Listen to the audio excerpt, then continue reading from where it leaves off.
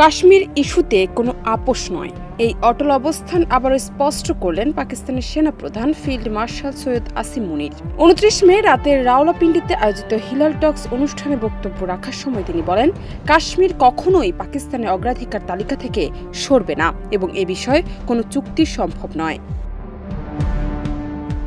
পাকিস্তানি সংবাদ মাধ্যম ARY news জানায়, অনুষ্ঠানে দেশের বিভিন্ন বিশ্ববিদ্যালয়ের উপাচার্য, অধ্যক্ষ ও শিক্ষকদের উদ্দেশ্যে বক্তব্য রাখেন সেনাপ্রধান। তিনি বলেন, ভারতের উচিত বোঝা কাশ্মীর একটি আন্তর্জাতিক ইস্যু। এটা কেবল দুই দেশের মধ্যে দ্বিপাক্ষিক কোনো সমস্যা নয়। বহু দেশের প্রচেষ্টা সত্ত্বেও ভারত এখনো এই ইস্যুকে চাপা দিতে পারেনি। তিনি ভারতকে উদ্দেশ্য করে বলেন, কাশ্মীর নিয়ে পাকিস্তান কখনো পিছু হটবে না, বরং জাতিসংঘের প্রস্তাব ও আন্তর্জাতিক আইন অনুযায়ী এর সমাধান চায়।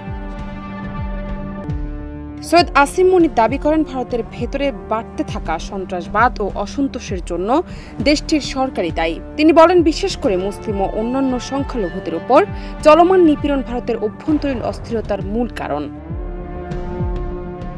ভারতের সঙ্গে চলমান পানি বন্টন বিরোধ নিয়েও করা অবস্থান নেন আসিম মুনির। তিনি বলেন, ভারতের একতরফা পানি নিয়ন্ত্রণ পাকিস্তানের ২৪ কোটিরও বেশি মানুষের মৌলিক অধিকার ক্ষুণ্ণ করেছে।